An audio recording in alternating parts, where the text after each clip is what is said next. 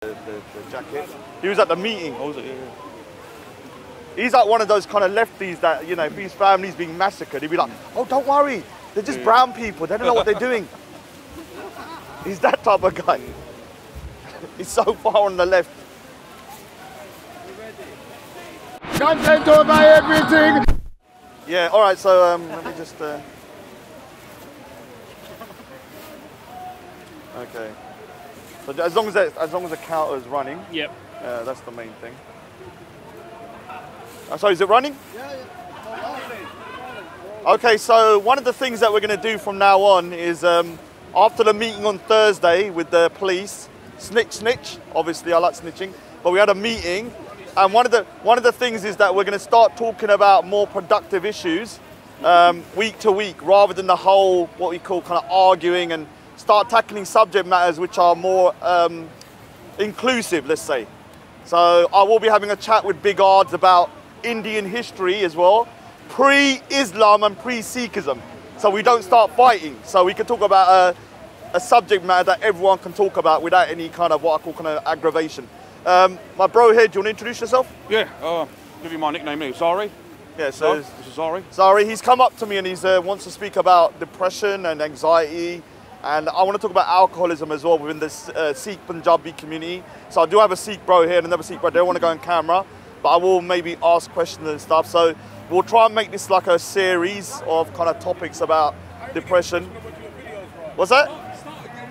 You're mad I'm starting again.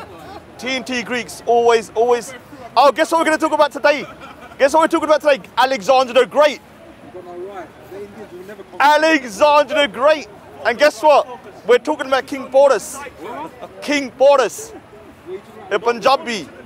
So, all right, so what we'll do later on, we're going to talk about, we've got a Greek in the house, so we're going to talk about Alexander the Great and the conquest of India later. So, the Great was a Punjabi, he wasn't a Greek. Oh, shots fired, shots fired. Now, King Porus was a Punjabi and he pushed him back. So, one of the things that I've spoken about previously, and we're going to speak about today, is about how, you know, depression is a real kind of like silent killer of young men, in the sense that, you know, one of the highest rates for people kind of dying within the age group of 18 to like 30 is actually suicide. Exactly. And obviously depression is a big issue worldwide in all communities, no matter where you come from. And different communities kind of handle depression in kind of different ways. Like, I think for the Sikh community, Sikh Punjabi community, the way they kind of handle it is through drink. And they're kind of like, you know, they use drink to kind of, and I used to do that, I used to drink. So until 6 years ago, and I stopped drinking. And I defeated depression after I stopped drinking though. Yeah, so what I say about alcohol is that it's like a plaster on a wound. You'll feel better for the day, but long term, you can only really deal with it when you stop and kind of focus on what the problem is, and alcohol and stuff like that, kind of what I call it just kind of like skewers your kind of mind frame. So is there any questions you want to ask and stuff? No, nothing much. I'll just say that, you know, I've been through depression back in 1995. I was in college, I went to college doing a course. Yeah. But it didn't work out well. I got so depressed because my parents wanted me to do well and all that. Yeah. This was when I was 19. I'm 42 now. Yeah. So I wanted to quit my college, my course. I couldn't do it. I wanted to go back, carry on doing what I was doing in Tesco, just do a full-time job at Tesco. I was a part-time employee there. Yeah. Parents wouldn't have it. No, you have to, you know, the Indian mentality. You have to study, do well, and make something of yourself. You know, have to get a decent job, whatever, blah blah blah. Yeah. Now that's the mindset I had, back then. Then I came to a point where I can't do this course. It's too tough. I can't do the lessons, you know, what the lecturer is telling me. I can't understand it. I'm learning computer studies. Computer programming in the Pascal language is difficult. Can't understand it. So trying to do trying to sort of concentrate on the lessons. It's not getting me nowhere. I'm doing all my homework wrong, getting bad marks. Eventually I quit. I thought, hell with it, I just quit. And after I quit, I went through a bad depression. I was suffering with, I'll tell you what it was. Have you heard of ME? It's like a chronic fatigue syndrome. I've heard of it. Tired and you can't get up in the mornings, that kind of thing. That's what happened to me. That whole year, 1995, was one of my worst years I went through. The whole year I couldn't sleep properly. I used to go to bed at 2 in the morning, wake up at 5, go back to bed again, and wake up at 12 in the afternoon. And that's what I went on, suffered that for 8-10 months. And I was so depressed, I had this ME illness, but made it worse. The doctors diagnosed with that. And they put me on antidepressants. They put you on that. That makes you even more sleepy, the side effects and all that. And I didn't know what was going on. You know, I was ill for so long. Yeah. Eventually, I'll tell you, by about December of that year, so almost a year, from January 95 to December 95, I started getting better. Right? Okay, they put me on some new medication that made me better. So then the following year, about another 3 months later, sort of like mid-1996, I got my confidence back. Started looking for another job. I quit my job at Tesco's anyway. Got another job with a courier firm, and I just carried on working. You know, so since then, so sort of mid-96 till now, I've been doing different jobs, working. Yeah, I've had unemployment gaps, had a bit of setbacks, but I just move on, carry on. But have you suffered from depression afterwards, or is it like sporadic? It's been the last. I'll tell you. I'll be honest. Yeah, the last sort of. I'd say the last. About last sort of 8 years. I did have a relapse in 2010, but that was only for about 3 months. And then I pulled myself out of it. So sort of last 8 years, I've done quite well. And being a bit more, you know, confident. You know, I like to crack jokes. You know, I like a bit of comedy. Watch comedy videos like Chris Rock, Chris Tucker, and Dave Chappelle. These people, they make me laugh, and it makes me feel better. I start laughing, and then I forget about my problems, and I feel that, you know, I can, you know, just carry on my life. But you did seek, you sought help though. Yeah, I went counselling as well. I did go counselling. Even back then, back in '95, I was going counselling. Again in 2010, I went counselling. Which is good. Yeah, and it helped me. I talked to a counsellor, talked about problems. They tell me the best way to do it is just train your mind. Tell you that, you know, there's nothing wrong with you. You're fine. And just be happy with your life. Don't be sad. Anything gets to you, just try and turn it to a positive, you know, positive aspect. Don't turn anything to a negative aspect. If you do that, you get worse. You go even more deeper down depression. You get worse. Well, this is the problem when you're in a depressive state. You think you're in a dark well, and you don't think there's no way out. Exactly. But there is a way out. That's what I went through. One of the things you need to do, like you suffered depression for like a year. I went through 13 years straight. 13 years, shit. Like straight, literally like from on and off the last. So when years, because when I graduated, there was a lot of pressure from my family to, like, with the Asian family, they want to conform you to a certain way. And there's a lot of pressure, and I'm not that type of guy. I'm not that type of guy. I like my own space. I like to do certain things my way. I'm very stubborn, and so it kind of agitates people around you. And so over the time, when I graduated, I got a degree, but I didn't fulfill what I thought I could because of my anxiety. So I got top of the class, but I never got a job in that field. Same me. And so stuff like that kind of starts getting you down, especially, and I stopped drawing as well for 13 years. And for me, art is therapy. So for me, I've realized now, when I stopped drawing for those 13 years, I was extremely depressed and suicidal. So I do say the word suicidal, and the thing is that he's laughing at the most inappropriate times. So there's Banksy. So the thing is, stop talking to him when we're talking about suicide, man. So basically, when you talk about stuff like suicide, a lot of people kind of go, oh. But the thing is, there are a lot of men that are suicidal, but because they can't say it, they kind of hide their. But this goes on in my two communities. No, actually, one of them. I'm mixed here, Armenian Indian. My mum's an Indian Catholic from you know, Mumbai. My father's an Armenian from India. Now the Armenians, yes, they are very traditional, like the Punjabis are. But they do speak about, when they're going through something, they will speak about it. But I know with the Indian Catholics, they don't want to talk about it. I mean, the Punjabi, it's like the Punjabis. They like to brush under the carpet. They tell you, oh, there's nothing wrong with you. You know, laugh at you, crack jokes at you, and say, oh, you're this and that. If anyone knows the Punjabi Sikh community, like, one way they don't help you out. When you was sometimes I'd be drinking because I used to drink a lot, and you'd be drinking, and when you're drinking, you might say something about your problems, and they're like, "Oh, leave it, Andy. Come on, have a drink." They don't want to hear it. So what happens? You start drinking more, and next thing you know, like, you're completely comatose. I mean, I'm going to say I nearly died once, and I fell asleep, and I got hypothermia. A lot of people think I didn't live. I lived quite a lot. But you know, one of the things is that, you know, I used to drink so much. One time I fell asleep, and I was left alone somewhere in a car park. And then what happened? Next thing I know, I was woken up in the hospital. I was there for 2 days. What's a lot? I'm not. When I say I drink a lot, I don't like alcohol, the taste of it. Yeah, but when I drink, when I go out, I'd get comatose. Like, I'm the type of person that if I have one, I'm gonna have to have like 10. I can't just do one. But I wouldn't drink every day. When I did drink, it was like a full-on binge drink, and then I won't remember a thing what happened afterwards. And that was it's like what I said is like, when you do drink like that, it's like putting a plaster on a wound, and you can't solve your problem because, you know, that once a week that you're going out, you're kind of just putting things on a back burner. When I started dealing with my issues, this is why I'm going to talk about alcoholism, is when I stopped drinking. Like, I haven't drank for 6 years or no intoxicants. No, you've done well. That's very good. Yeah, and the reason being is because, like, when you drink, you kind of like are kind of like not focused on what the issues are. You've got to see what the problem is and try and deal with it. Like with me, I started drawing again. Yeah, that's very good. And you know, I draw all the time. And a lot of people don't understand, like when I'm drawing, I'm working, that's my job as well. Yeah, exactly. And so I'm doing something I love to do, I'm getting paid for it, and it's a hobby, and it's therapy for me as well.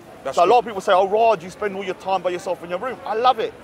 What's the big deal with you? Nothing wrong with that. If you you do what you think is good, like what you prefer.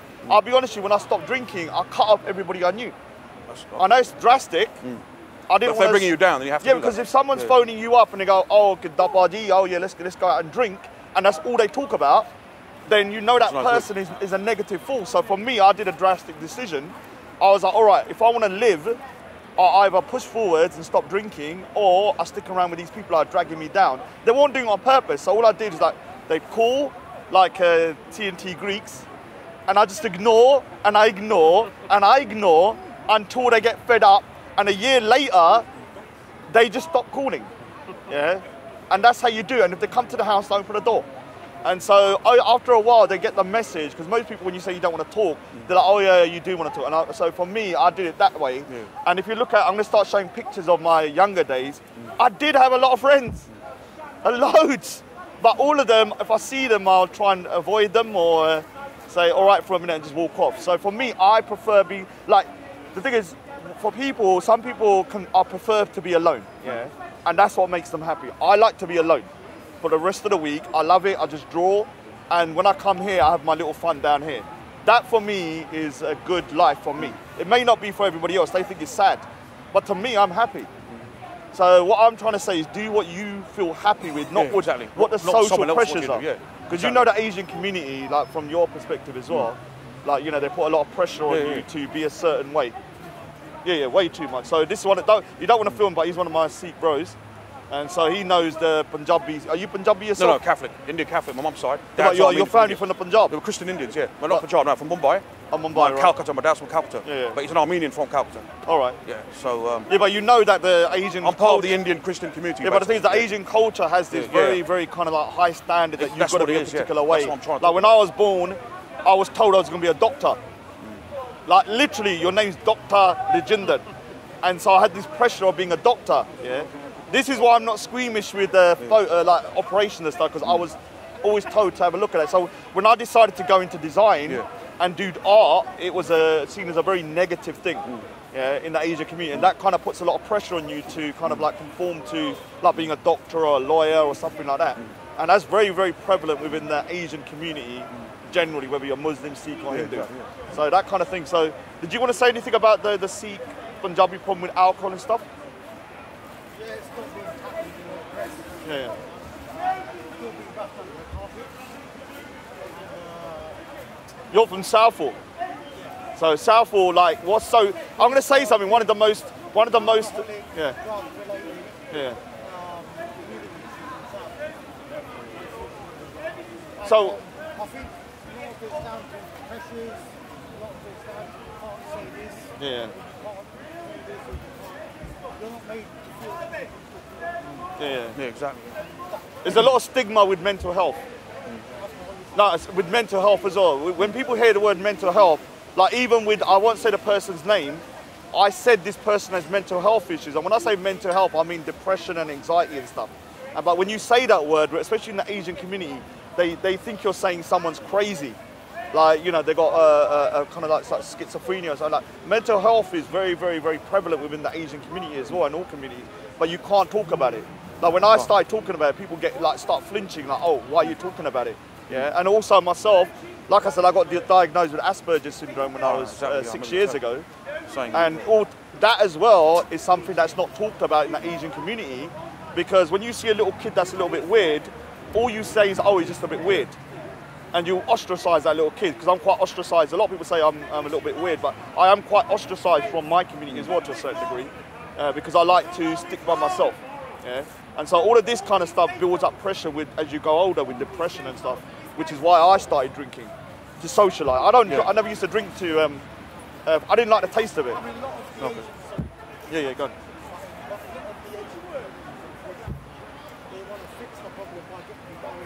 Yeah. Yeah, that's always their solution. That's the solution, isn't it? Do you know the solution? They always say, and even people have to get married, have to have a house, big flash car, and all that. BMW, even on the comments here, people say materials and money with them. People always say, Raj, get married. Person, Some people are not cut out to be married. I'll be suffocated. I've said the only time I get married is if I can find an orphan. Yeah. I'm not going to have an extended family. I don't even like my own extended family. Why do I want another one? Yeah.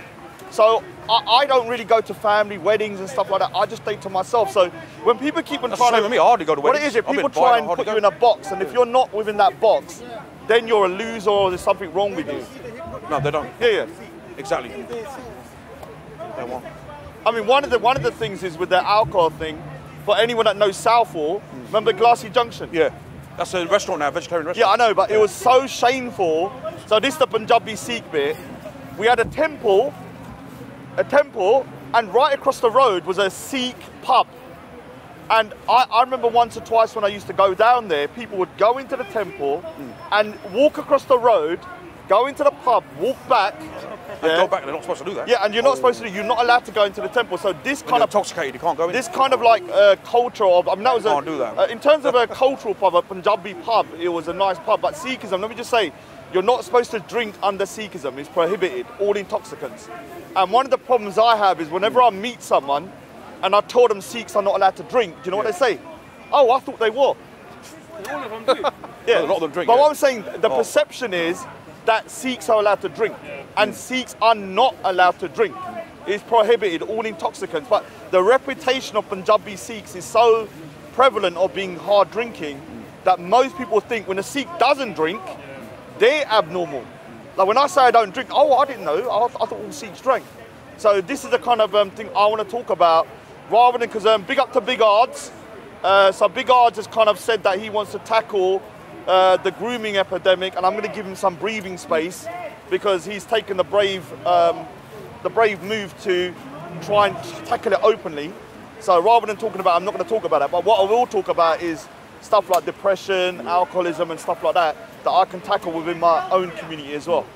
Does anyone else want to say something? Because then we can kind of wrap it up and then maybe continue it next time. Is that all cool? Cool, yeah. All Everybody right, happy? Yeah. Awesome. No. Where can we get some help on like if you're suffering from depression or like Yeah. I mean, so you've got places like Tasha Foundation. They helped me a lot years ago. Yeah. So what I did, I went to, because if you're back, because my doctor is a family friend, and I didn't want to tell him stuff. Obviously, not going to say nothing, but it's embarrassing when you know someone that well.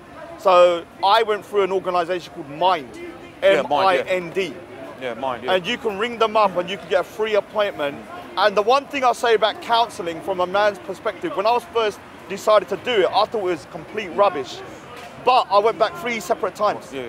Yeah, because it is good to talk to a person that you don't know, who is going to kind of like just listen to you and just they don't even give you advice. That's what I had with Tasha Foundation. I was there for 2 years. Oh, yeah, about 2 years I went with them. 2006, 2007. Yeah. And I had a relapse back then. And I got well. After I got well, I went on holiday, went to New York, went to Toronto, I had a fantastic holiday. And after coming back from holiday, I just felt so much better. Sort of mid-2007. See, some people would find a holiday being relaxing. That's I hate holidays. I did that, and it relaxed me. For me, when I went to LA for free, I was flown out twice. I hated it. I'm not lying. And I've been there once. For me, a good time to relax is to go into my room, close the door, not speak to no one for like 2 weeks, and draw. That's my thing that I like. So some people find it weird, but for me, I don't need that contact if I don't need it. I prefer to be by myself, and I've got a hobby, which is very therapeutic. When I'm drawing, I'm completely focused, so it doesn't matter if the world's blowing up.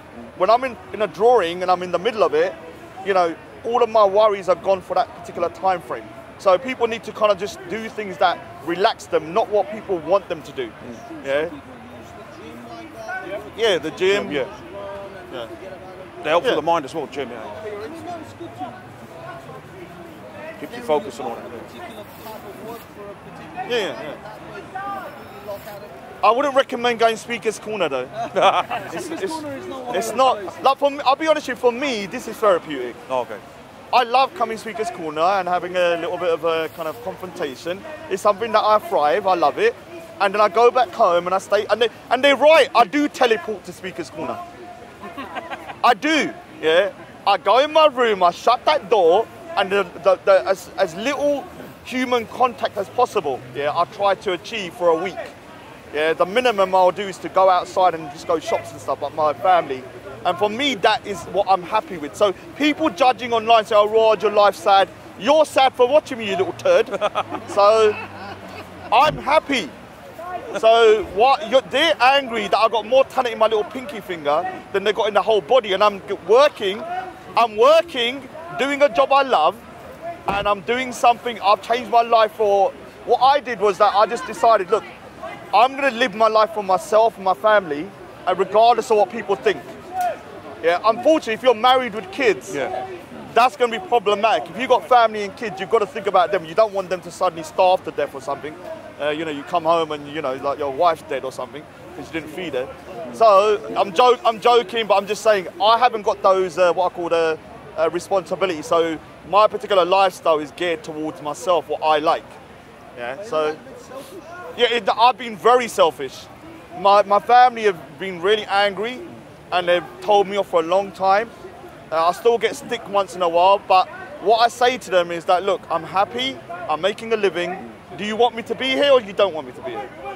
They saw me how I was before. I was a drunken idiot, nearly died. So although it looks quite selfish, and it is very selfish, I'm not gonna lie, I'm a very selfish person like that. They would rather be me be here, not drinking, and you know, being relatively happy, than being what I was before. So yeah, you do what you do. But my family is upset though, no doubt about it.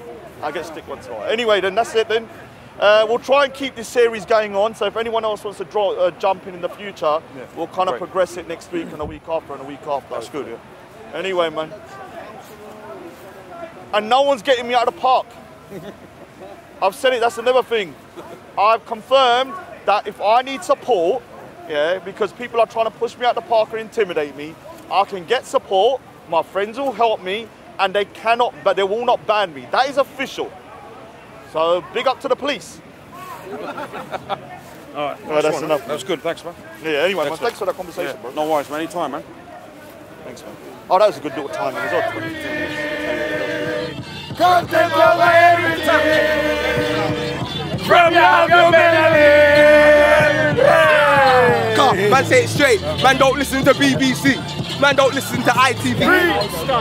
Listen. Florida, a little all over, but so is there any parents in the crowd? Parents? I think, do you guys vaccinate your kids? Good. People who do not vaccinate their children, unless they have a disease where they cannot be vaccinated at the time that is told by the doctor, should be charged with child neglect, and they should be fined for it.